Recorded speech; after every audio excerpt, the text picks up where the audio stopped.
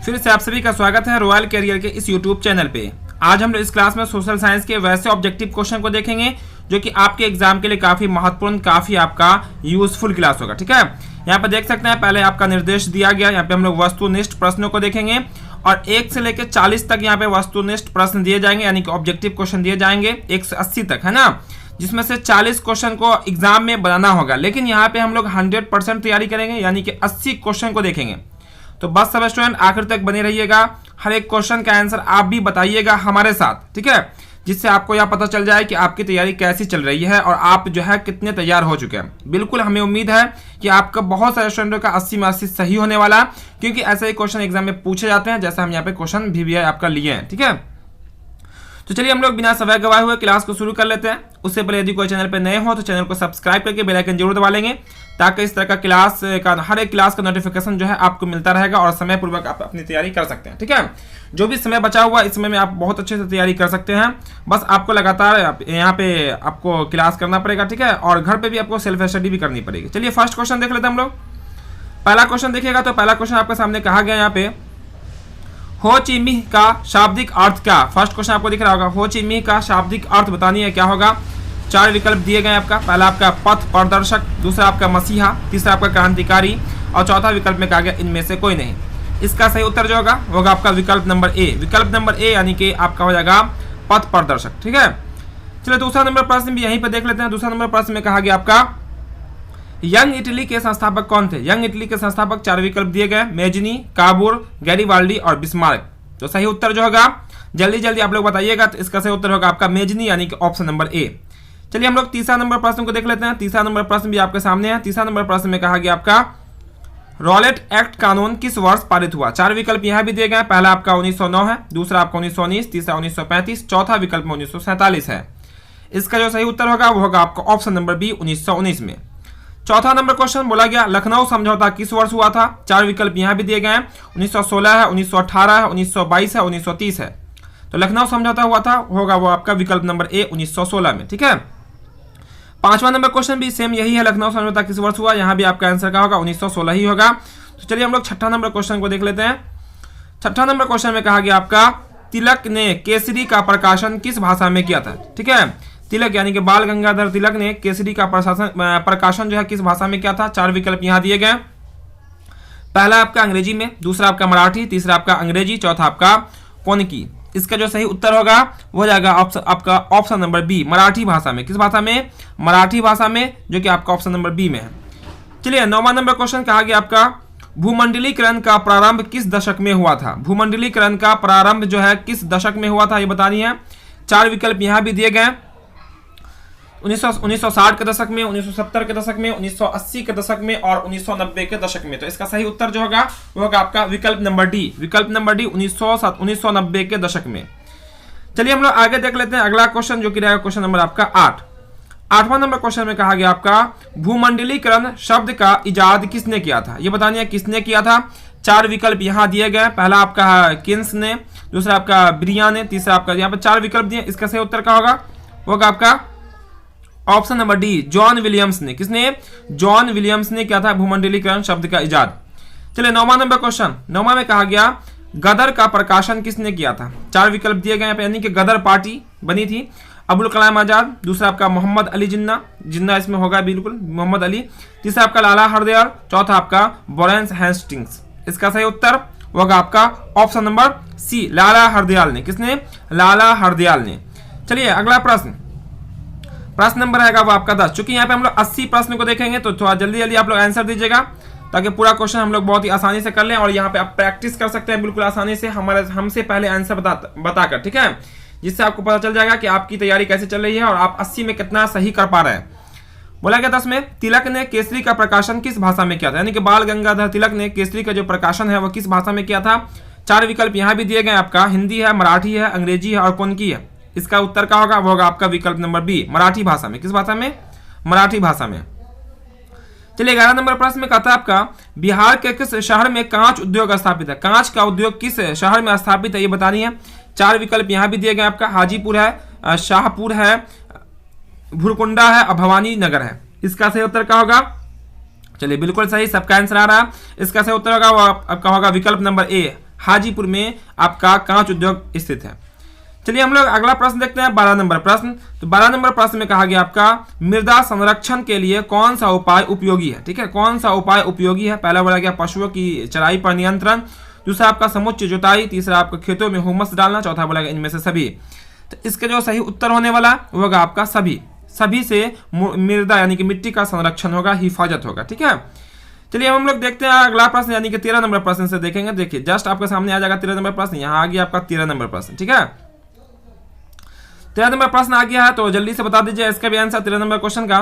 कहा गया सबसे अधिक आबादी वाला कौन सा जिला, बिहार का कौन सा जिला जिसमें सबसे अधिक आबादी पाई जाती है, ये बतानी है। 4 विकल्प यहाँ भी दिए गए, भागलपुर है, पटना है, नालंदा और मुंगेर। इसका सही उत्तर क्या होगा, वो होगा आपका ऑप्शन नंबर बी, बिहार में, सॉरी पटना में। कहा, पटना सबसे अधिक आबादी वाला जिला है बिहार का। चलिए 14 नंबर क्वेश्चन बोला गया इनमें कहा सबसे अधिक मैंग्रोव वन का विस्तार है। मैंग्रोव वन का विस्तार कहाँ है ये बतानी है हमें, पूर्वोत्तर क्षेत्र में या पश्चिमी तट पर या आपका सुंदरवन में या अंडमान निकोबार में। इसका सही उत्तर क्या होगा, वो होगा आपका विकल्प नंबर सी, सुंदरवन में। कहा, सुंदरवन यानी कि विकल्प नंबर सी इसका राइट आंसर होगा। चलिए 15 नंबर क्वेश्चन यहीं पर देख लेते हैं हम लोग। 15 में कहा गया निम्नांकित में किस खनिज के साथ प्राकृतिक गैस पाई जाती है। किस खनिज के साथ प्राकृतिक गैस पाई जाती है बतानी है। पहला आपका है कोयला, दूसरा विकल्प है आपका चूना पत्थर, तीसरा आपका पेट्रोलियम, चौथा आपका यूरेनियम। तो इसका जो सही उत्तर होने वाला है वो आपका विकल्प नंबर सी, पेट्रोलियम। ठीक है, पेट्रोलियम से ही आपका एलपीजी गैस जो बनती है इसी से बनाई जाती है। ठीक है, इसी की मात्रा होती है उसमें एलपीजी में, लिक्विफाइड पेट्रोलियम गैस। ठीक है, चलिए 16 नंबर क्वेश्चन भी आपके सामने आ गया। 16 नंबर क्वेश्चन में कहता है एशिया का सबसे बड़ा परमाणु विद्युत गृह कहाँ है। ठीक है, एशिया का सबसे बड़ा परमाणु विद्युत गृह कहाँ। 4 विकल्प यहाँ पे दिए गए, पहला आपका है तारापुर में, दूसरा आपका कलपज्जम, ठीक है, तीसरा आपका कैंगा, चौथा बोला नरोरा। इसका सही उत्तर क्या होगा, वो आपका विकल्प नंबर फर्स्ट, विकल्प नंबर ए जो है तारापुर में यह है। ठीक है, चलिए 17 नंबर क्वेश्चन। 17 में कहा गया टोक्यो सम्मेलन कब संपन्न हुआ, यानी कि टोक्यो सम्मेलन कब हुआ। 4 विकल्प यहाँ भी मौजूद हैं। बोला गया आपका 1996, 1997, 1998 या 1999। तो इसका जो सही जो उत्तर होगा वो होगा आपका विकल्प नंबर बी, 1997 में। कब, 1997 में टोक्यो सम्मेलन संपन्न हुआ था। चलिए 18 नंबर क्वेश्चन।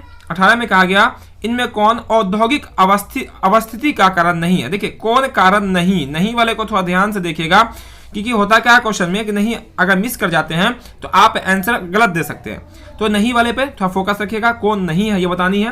पहला बोला गया बाजार, दूसरा आपका है जनसंख्या, तीसरा विकल्प में आपका पूंजी, चौथा विकल्प में आपका ऊर्जा। इसका जो सही उत्तर होगा नहीं वाला जो होगा, यानी कि औद्योगिक अवस्थितिकरण का कारण नहीं है, वो है आपका जनसंख्या। कौन, जनसंख्या, यानी कि विकल्प नंबर बी। चलिए हम लोग आगे देखते हैं अगला प्रश्न यानी कि 19 नंबर प्रश्न को देख लेते हैं, क्योंकि हर एक क्वेश्चन काफी महत्वपूर्ण है। काफी यहाँ पे VVI क्वेश्चन का सीरीज चल रहा है, तो सब स्टूडेंट लगातार बने रहिएगा, हर एक क्वेश्चन का आंसर बताते चलिएगा।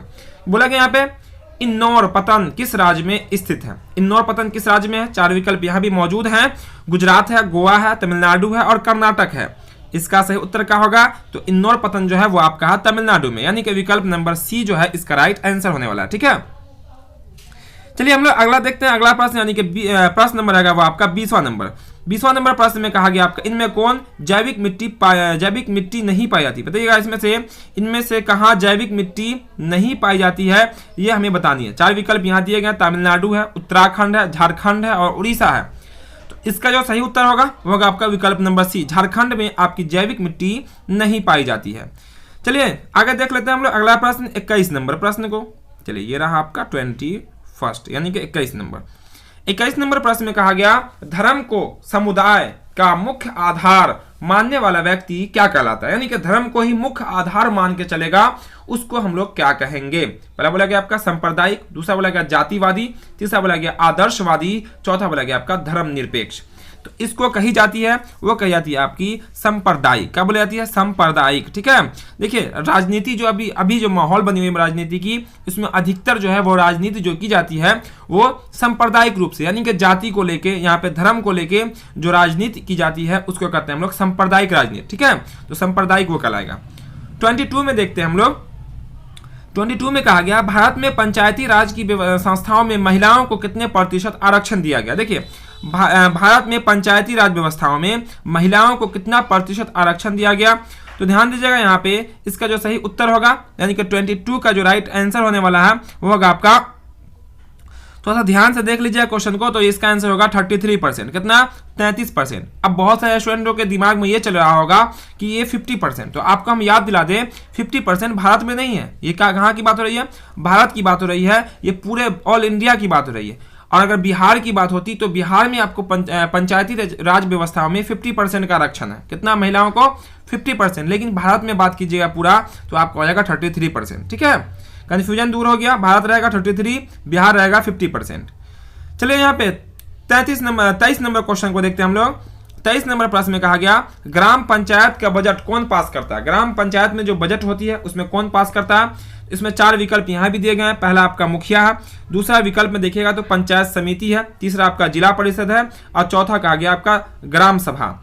तो ग्राम पंचायत का जो बजट पास करता है वो तो आपका ग्राम सभा, ग्राम में यानी कि सभा लगती है, उसके बाद इसमें बजट पास की जाती है। चलिए 24 नंबर प्रश्न को देखते हैं। तो 24 नंबर में कहा गया विश्व के कितने हिस्से में लोकतांत्रिक व्यवस्था लागू नहीं है? देखिए कितने हिस्से में लागू नहीं है, क्या बोला गया? नहीं। थोड़ा ध्यान से देख लीजिएगा कितने हिस्से में लागू नहीं है ये बतानी है। 4 विकल्प यहाँ दिए गए, 2/3 हिस्से में, 1/4 हिस्से में, आधे हिस्से में या इनमें से कोई नहीं।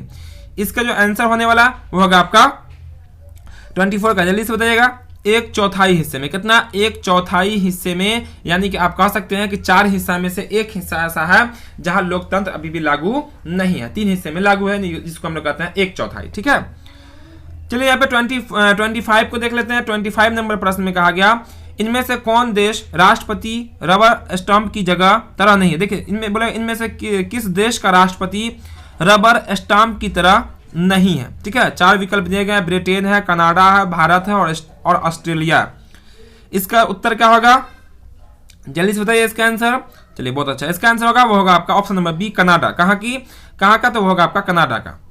चलिए 26 नंबर क्वेश्चन को देखते हैं। 26 नंबर क्वेश्चन भी आपके सामने है।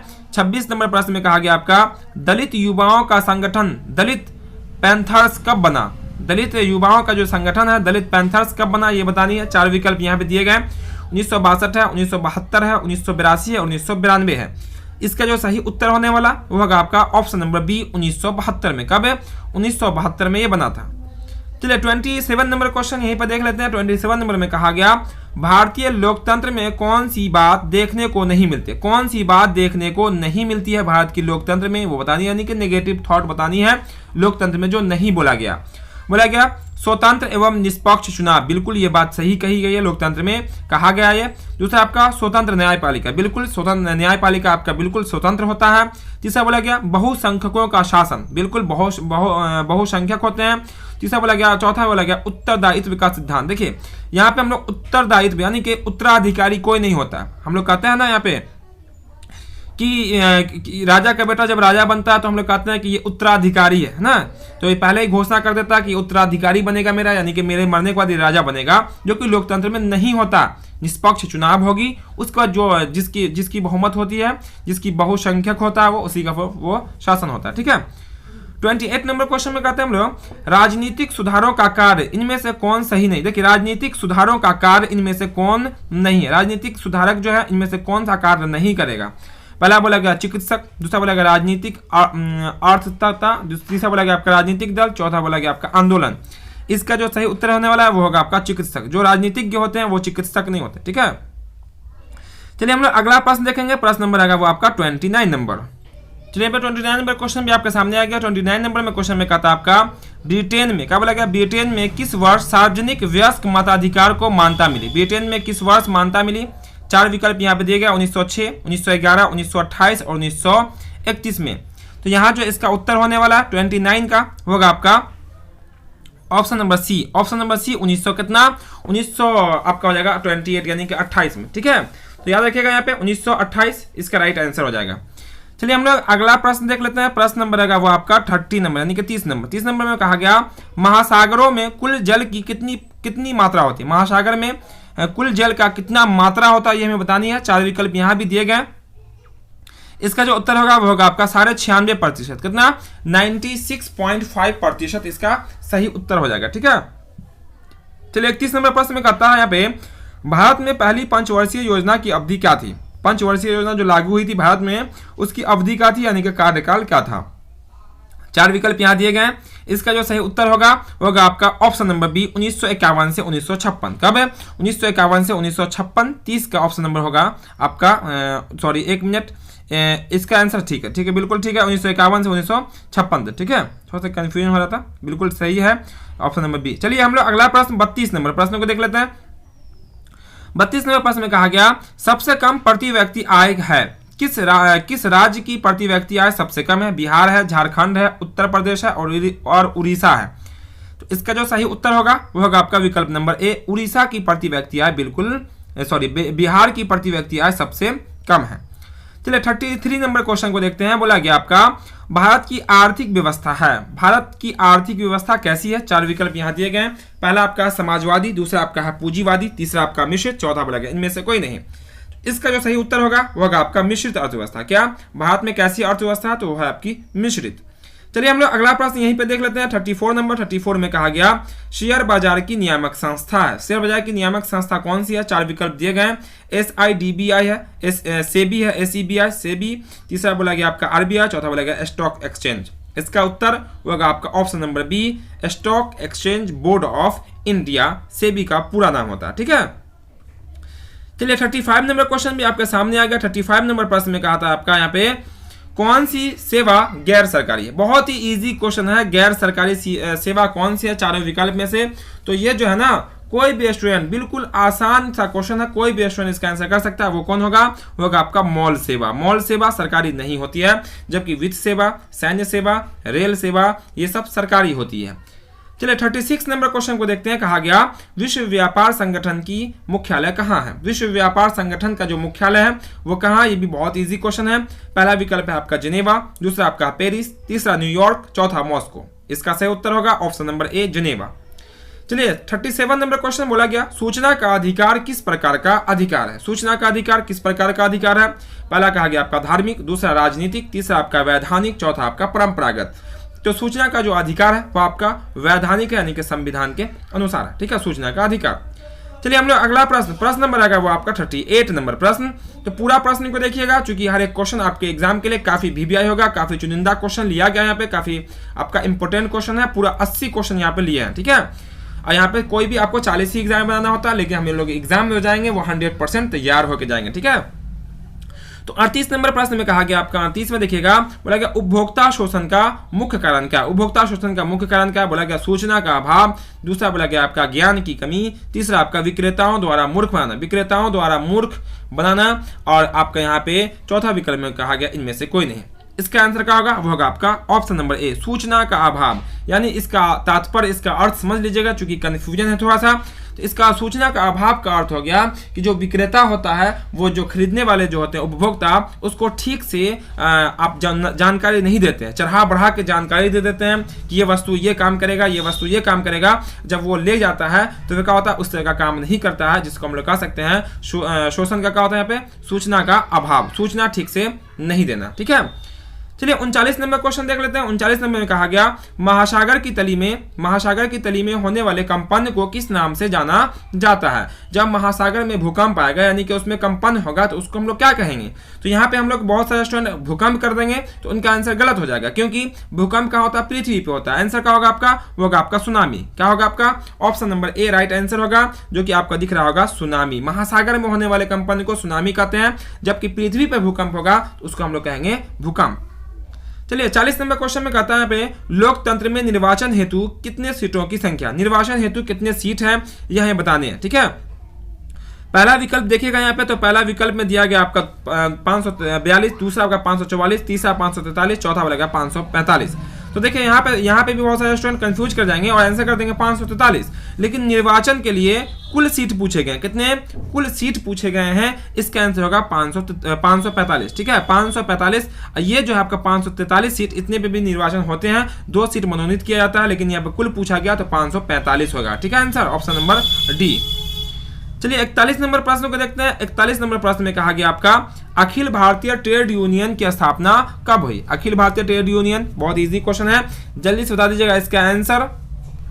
चलिए बहुत अच्छा, चलिए इसका आंसर ऑप्शन आपको दिख रहा होगा। चलिए बहुत अच्छा। चलिए तो इसका आंसर क्या होगा, वो होगा आपका 1920। ऑप्शन नंबर डी इसका राइट आंसर हो जाएगा।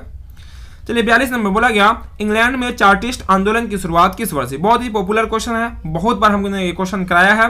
पहला विकल्प 1930 है, दूसरा 1935, तीसरा आपका 1938 और चौथा 1940। तो इंग्लैंड में जो चार्टिस्ट आंदोलन हुआ था आपका 1938 में। ऑप्शन नंबर होगा आपका सी।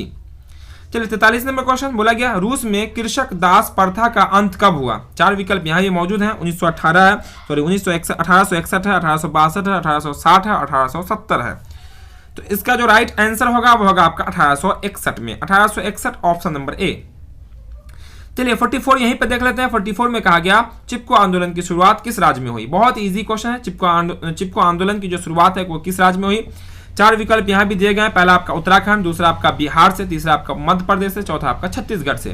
आंसर क्या होगा, वो होगा आपका उत्तराखंड। चिपको आंदोलन उत्तराखंड और ताड़ी विरोधी जो आंदोलन हुआ था वो हुआ था मध्य प्रदेश से। ठीक है, और भी बहुत सारे आंदोलन है, सबको आपको याद होना चाहिए। चलिए हम लोग 45 नंबर प्रश्न को देखते हैं। 45 नंबर प्रश्न में जो कहा गया आपका उसको देख लेते हैं। 45 में कहा गया आपका, मरुस्थलीय मृदा किस राज्य में पाई जाती है। मरुस्थलीय मृदा जो है किस राज्य में पाई जाती है। चार विकल्प दिए गए हैं, पहला आपका उत्तर प्रदेश, दूसरा आपका राजस्थान, तीसरा विकल्प में कर्नाटक, चौथा आपका महाराष्ट्र। तो इसका जो आंसर होगा वो होगा आपका राजस्थान में। मरुस्थलीय जो मृदा है, मृदा में मिट्टी वो पाई जाती है आपकी राजस्थान में। चलिए 46 नंबर क्वेश्चन देखते हैं। 46 नंबर में कहा गया, बिहार के कितने भौगोलिक क्षेत्र पर वन का फैलाव है। कितने प्रतिशत पर वन का फैलाव है। 15% है, 20%, 30% या 7%। तो इसका आंसर क्या होगा, ऑप्शन नंबर डी 7% यानी कि 7%। चलिए 47 नंबर क्वेश्चन में कहा था आपका, बिहार में पंचायती राज संस्थाओं में महिलाओं के लिए कितने सीट। देखिए यहाँ पे अब यहाँ पे आ गया क्लियर उस क्वेश्चन का।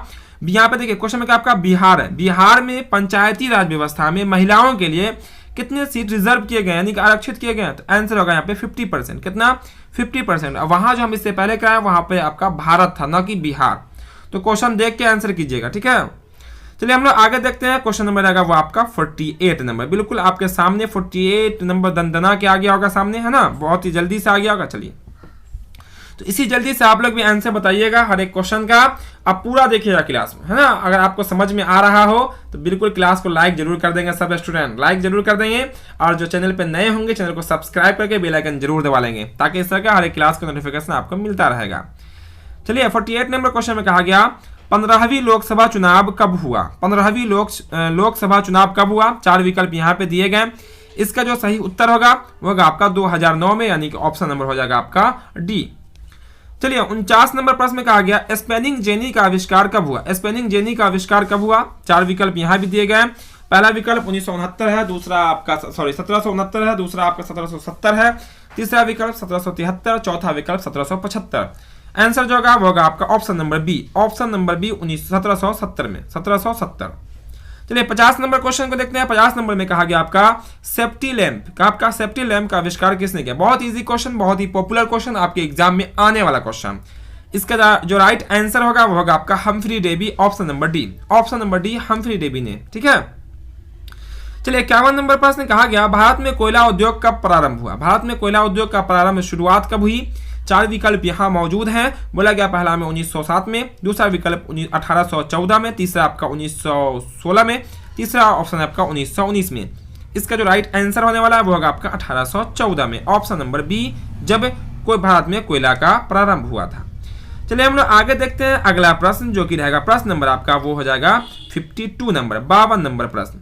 52 नंबर प्रश्न में जो कहा था उसको देख लेते हैं। 52 में कहा गया, मुंबई में सर्वप्रथम सूती कपड़ों की मिलों की स्थापना कब हुई। देखिए मुंबई में सर्वप्रथम सूती मिल की जो है ना स्थापना कब हुई। चार विकल्प यहाँ दिए गए, 1851 है, 1885 है, 1907 है, 1914। तो इसका जो राइट आंसर होगा यहाँ पे वो होगा आपका 1851 में। जबकि आपको बहुत जगह दिख जाएगा कहीं कहीं पे 1853। कितना, 1853 में मुंबई में सूती मिल की स्थापना हुई, तो वो भी आपका सही है। ठीक है, तो या तो आपका 1851 दिख जाएगा या 1853। अधिकतर बार 1853 ही दिखता है, तो याद रखिएगा 1853 में मुंबई में सूती कपड़ों मिलों की स्थापना हुई थी। यहाँ पे 1853 कहीं नहीं है, तो उसके जो नजदीक का जो एयर है यानी कि 1851 आंसर कर सकते हैं। चलिए 23 नंबर बोला गया, रेशम मार्ग कहां से प्रारंभ हुआ। रेशम मार्ग कहां से प्रारंभ हुआ था। चार विकल्प यहां भी मौजूद हैं। इसका जो सही उत्तर होने वाला वो होगा आपका ऑप्शन नंबर बी चीन से। कहां से? ऑप्शन नंबर बी चीन से। आप लोग भी आंसर बताते रहिएगा, बहुत सारे स्टूडेंटों का आंसर आता है, जबकि बहुत सारे स्टूडेंट सिर्फ देखते हैं। आंसर सब स्टूडेंट बताएंगे, ठीक है। और ध्यान देंगे यहाँ क्लास पे, लगातार आंसर देने पे, आपस में कोई गपशप नहीं करेगा, ठीक है। गपशप नहीं करना है, आंसर बताना है। 54 नंबर में कहा गया औद्योगिक क्रांति सर्वप्रथम किस देश में हुई? औद्योगिक क्रांति सबसे पहले किस देश में हुई ये बतानी है। 4 विकल्प यहाँ पे दिए गए। पहला आपका इंग्लैंड, दूसरा आपका जर्मनी, तीसरा आपका फ्रांस, चौथा विकल्प में आपका अमेरिका। तो औद्योगिक क्रांति सबसे पहले हुई थी, वो हुई थी आपकी इंग्लैंड में। ऑप्शन नंबर ए जो है इसका राइट आंसर होगा। फिर हम लोग क्वेश्चन नंबर आप देख लेते हैं 55 को। 55 नंबर प्रश्न में कहा गया आपका, चलिए इसको थोड़ा साफ कर लेते हैं। 55 में कहा गया जनसंख्या का घनत्व सबसे अधिक कहाँ होता है? सबसे अधिक जनसंख्या कहाँ होती है? ग्राम में होता है, या कस्बा में होता है, या नगर में होता है, या महानगर में होता है? तो आपका जनसंख्या जो सबसे अधिक होता है वो होता है आपका महानगर में, यानी कि विकल्प नंबर आपका हो जाएगा डी नंबर, ठीक है। चलिए हम लोग अगला प्रश्न 56 नंबर कहा गया अमेरिका का पता किसने लगाया? अमेरिका का पता किसने लगाया? 4 विकल्प यहाँ भी दिए गए। पहला आपका मैगलन, दूसरा आपका वास्को डिगामा, तीसरा आपका कोलंबस, चौथा आपका हेनरी। तो अमेरिका की जो खोज किया था, यानी कि अमेरिका का जो पता लगाया था, उसका नाम था कोलंबस। का नाम था कोलंबस, यानी कि ऑप्शन नंबर सी। और भारत का जो खोज किया था उसका नाम क्या था? आप लोग कमेंट बॉक्स में बता दीजिएगा कि जल्दी से कि आप यहाँ पे भारत का खोज किसने किया, ठीक है। चलिए आपको इसी चारों में से कोई किया जो आपको दिख रहा है ऑप्शन में। फिलहाल हम 57 नंबर क्वेश्चन को देखते हैं। 57 में कहा गया मैग्नीज उत्पादन में भारत का विश्व में क्या स्थान है? यानी कि मैग्नीज के उत्पादन में भारत पूरे विश्व में कैवे स्थान पे आता है ये बतानी है। 4 विकल्प यहाँ मौजूद है। पहला बोला गया आपका प्रथम, दूसरा विकल्प है द्वितीय, तीसरा विकल्प है आपका तृतीय, चौथा विकल्प में कहा गया आपका चतुर्थ। तो इसका जो सही उत्तर होगा वो होगा आपका option number C. Option number C यानी कि तृतीय स्थान पे आता है भारत मैग्नीज के उत्पादन में। चलिए हम लोग आगे बढ़ते हैं और देखते हैं अगला प्रश्न, यानी कि 58 नंबर प्रश्न होगा। 58 नंबर प्रश्न में कहा गया आपका, देखिएगा किस राज्य में, क्या बोला गया, किस राज्य में खनिज तेल का विशाल भंडार है? किस राज्य में विशाल भंडार है? पहला ऑप्शन आपका असम, दूसरा आपका राजस्थान, तीसरा आपका बिहार, चौथा बोला गया आपका तमिलनाडु।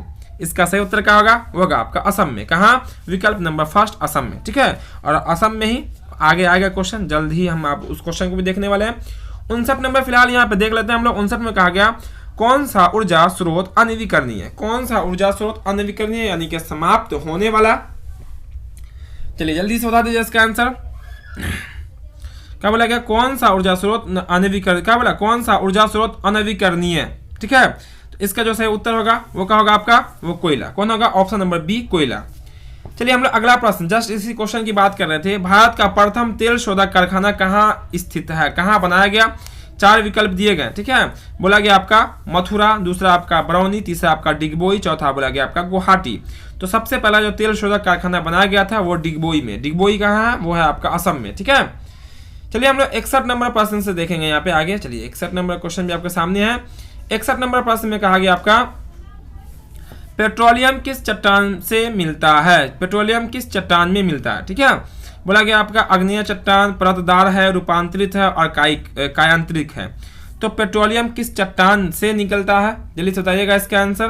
वो होगा आपका, ऐसा करेंगे इस क्वेश्चन का आंसर आप कमेंट में बताइएगा, हमारे कमेंट बॉक्स में इस क्वेश्चन का आंसर बताइएगा। ये आप सबके लिए है कि पेट्रोलियम किस चट्टान से निकलता है, ठीक है। चलिए हम लोग अगला प्रश्न देखते हैं 62 नंबर प्रश्न को। 62 नंबर प्रश्न में कहा गया इंदौर पतन किस राज्य में स्थित है? इंदौर पतन किस राज्य में स्थित है ये हमें बतानी है। 4 विकल्प आपके दिए गए, ठीक है। इंदौर पतन के लिए जल्दी से बताइएगा इसके आंसर के चारों में से कौन सा आंसर सही होगा, ठीक है।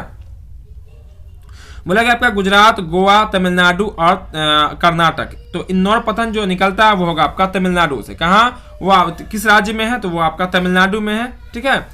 अब 63 नंबर प्रश्न देखते हैं। 63 में कहा गया किस देश में बहुदलीय व्यवस्था नहीं है? देखिए नहीं बोला गया किस देश में बहुदलीय व्यवस्था नहीं है, यानी कि एक से अधिक पार्टी मिलकर सरकार नहीं बना सकती है। इसका जो सही उत्तर होगा वो होगा आपका ऑप्शन नंबर डी ब्रिटेन। कहाँ? ऑप्शन नंबर डी ब्रिटेन में। चलिए हम लोग आगे देखते हैं अगला प्रश्न। चूंकि यहाँ पे हम लोग 80 प्रश्नों को देखेंगे, चूंकि आपके एग्जाम में 80 प्रश्न का सेट रहेगा पूरा ऑब्जेक्टिव का, जिसको आपको आधे समय में यानी कि आधे टाइम में आपको बनाने होंगे ऑब्जेक्टिव, फिर आप सब्जेक्टिव भी बनाने हैं, ठीक है। तो पूरी तैयारी करेंगे, ऑब्जेक्टिव ही सिर्फ तैयारी होकर नहीं जाएंगे, सब्जेक्टिव क्वेश्चन को भी देख के जाना है, ठीक है। तो 64 नंबर प्रश्न में कहा गया लोकतंत्र का मुख्य उद्देश्य है। लोकतंत्र का मुख्य उद्देश्य का पहला बोला गया आपका सामूहिक सहमति, दूसरा बोला गया व्यक्तिगत आदेश, तीसरा आपका बहुमत का निर्णय, चौथा बोला गया उपरोक्त सभी। तो यहाँ पे देखिएगा, यहाँ पे तो आपका 64 नंबर क्वेश्चन वो है आपका सामूहिक सहमति। क्या आपका सामूहिक सहमति से आपका लोकतंत्र चलता है, उसका मुख्य उद्देश्य होता है सबके सहमति से। ठीक है, बोला कि आपका यहाँ पे 65 नंबर प्रश्न में भारतीय लोकतंत्र में चुनाव के प्रकार है। भारतीय लोकतंत्र में चुनाव के प्रकार कितने हैं, कौन कौन से हैं? तो आम चुनाव है, उपचुनाव है, मध्यावधि चुनाव है, उपरोक्त सभी। तो यहाँ पे आंसर होगा आपका उपरोक्त सभी, यानी कि ऑप्शन नंबर डी। चलिए 66 नंबर क्वेश्चन अब रहेगा वो आपका 66 नंबर क्वेश्चन को देख लेते हैं हम लोग। 66 नंबर क्वेश्चन में देखते हैं, वर्तमान समय में नेपाल की शासन व्यवस्था कैसी है? वर्तमान प्रेजेंट की बात हो रही है, तो इसका जो राइट आंसर होगा वो होगा आपका लोकतांत्रिक। ठीक है, लोकतंत्र की बहाली हो चुकी है नेपाल में। अब नेपाल में भी सरकार जो बनती है वो आपकी लोकतांत्रिक होती है। चलिए 67 नंबर क्वेश्चन, ये तो बउआ वाला क्वेश्चन है ना, हल्का क्वेश्चन, बहुत इजी क्वेश्चन है। कहा गया भारत को आजादी कब मिली? सबको पता है भारत को आजादी कब मिली है, बताइए तो जल्दी से, सबको पता है तो। चलिए इसका आंसर क्या होगा? Option number A, option number A 15 अगस्त 1947 को। ठीक है, तो ये 67 नंबर क्वेश्चन हो गया। अब हम लोग 68 नंबर क्वेश्चन को देखते हैं। 68 नंबर क्वेश्चन भी आपके सामने। 68 में कहा गया आपका वर्तमान समय में, क्या आपका वर्तमान समय में सर्वाधिक लोकप्रिय शासन व्यवस्था कौन सी है? 4 विकल्प यहाँ पे दिए गए, लोकतंत्र है, राजतंत्र है, सैनिक तंत्र है और उपरोक्त सभी। इसका जो आंसर होगा वो होगा आपका लोकतंत्र, ऑप्शन नंबर ए, जो कि आपकी सबसे लोकप्रिय है। चलिए 69 नंबर क्वेश्चन में कहा गया वैश्वीकरण के मुख्य अंग कितने हैं? 4 विकल्प यहाँ दिए गए, 1 है, 2 है, 5 है और 4 है। आंसर क्या होगा? वो होगा आपका ऑप्शन नंबर सी 5। वैश्वीकरण के कितने मुख्य अंग हैं? तो वो है आपके 5। चलिए 70 नंबर क्वेश्चन। 70 में कहा गया वैश्वीकरण का अर्थ है, क्या अर्थ होता है? वस्तुओं का मुक्त प्रवाह, पूंजी का मुक्त प्रवाह, प्रौद्योगिकी का मुक्त प्रवाह, उपरोक्त सभी। तो वैश्वीकरण का जो सही अर्थ होगा वो होगा आपका तीनों, यानी कि ऑप्शन नंबर होगा आपका डी। चलिए 71 नंबर प्रश्न आपके सामने। 71 नंबर क्वेश्चन में कहा गया इनमें कौन सा बहुराष्ट्रीय कंपनी है? 4 विकल्प में से कौन सी बहुराष्ट्रीय कंपनी है, यानी कि एक से अधिक देशों में काम करने वाली कंपनी है? तो इसका जो राइट आंसर होने वाला वो होगा आपका इनमें से सभी। तीनों ऑप्शन जो है वो आपकी बहुराष्ट्रीय कंपनी कहलाएगी, क्योंकि ये सब जो है आपका एक से अधिक देशों में काम करती है, यानी कि कार्य करती है। चलिए 72 नंबर क्वेश्चन देख लेते हैं हम लोग। 72 नंबर प्रश्न में कहा गया आपका विश्व व्यापार संगठन की स्थापना, यहाँ पे का को काट दीजिए, विश्व व्यापार संगठन की स्थापना कब हुई ये बतानी है हमें। इससे पहले कहा था विश्व व्यापार संगठन का मुख्यालय कहाँ है, जिसका आंसर हुआ था जनेवा में। यहाँ पे बोला गया कब? 1990 में, 1991 है, 1995, 1997। आंसर क्या होगा? ऑप्शन नंबर सी हो जाएगा 1995 में। सब ये सब क्वेश्चन जो है आपका इकोनॉमिक्स का क्वेश्चन है। किसका? इकोनॉमिक्स का क्वेश्चन है, बिल्कुल इजी क्वेश्चन सब है। 73 में कहा गया भोज्य पदार्थ यानी कि खाने वाले पदार्थ की शुद्धता की गारंटी कौन देता है? ठीक है, कौन सा निशान देता है, कौन सा मार्क देता है? पहला आपका बोला गया हॉल मार्क, दूसरा बोला गया एग मार्क, तीसरा बोला गया ISI मार्क, चौथा बोला गया आपका बुल मार्क। आंसर क्या होगा? वो होगा आपका एग मार्क। कौन? एग मार्क, यानी कि ऑप्शन नंबर बी। और हॉल मार्क सोने की शुद्धता को बताती है। चलिए 74 नंबर क्वेश्चन का कहा गया यहाँ पे, 74 नंबर क्वेश्चन में कहा गया यहाँ पे ISI का प्रतीक हमारी रक्षा करती है। ISI का जो प्रतीक है वो हमारी रक्षा किससे कराती है, किससे करती है? नकली और गैर मानक उत्पादों से बिल्कुल कराती है। दूसरा आपका विक्रेताओं द्वारा गलत सामान देने से। ठीक है, अगर ISI मार्का अगर नहीं होता तो हम कह सकते हैं कि ये आपका जो सामान है वो ठीक नहीं है। तीसरा बोला गया घटिया वस्तुओं से, चौथा बोला गया उपरोक्त सभी से। तो ध्यान दीजिएगा कि यहाँ पे अगर हॉलमार्क ISI का अगर मार्क नहीं हो, अगर जिन वस्तु पे अब तक 1500 वस्तु हैं जिस पे हॉलमार्क, चूंकि सिलेबस में 1500 दिया गया, आगे इंक्लूड हुआ होगा, तो 1500 है वस्तु ऐसी जिस पर ISI मार्क होना चाहिए। अगर वैसे वस्तु पर ISI मार्क नहीं है तो हम कह सकते हैं कि वस्तु जो आपकी घटिया है। क्या कह सकते हैं? घटिया है। हम कह सकते हैं कि ये गलत विक्रेता जो है ना, गलत सामान दे रहा है हमें। हम कह सकते हैं कि नकली और गैर मानक उत्पादक है ये। इससे कंडीशन में हम कह सकते हैं कि उपरोक्त सभी तीनों से हमें छुटकारा दिलाती है ISI मार्क। ठीक है, चलिए 75 नंबर क्वेश्चन में कहता है आसमिक जो है ना प्रबंधन के कितने घटक हैं?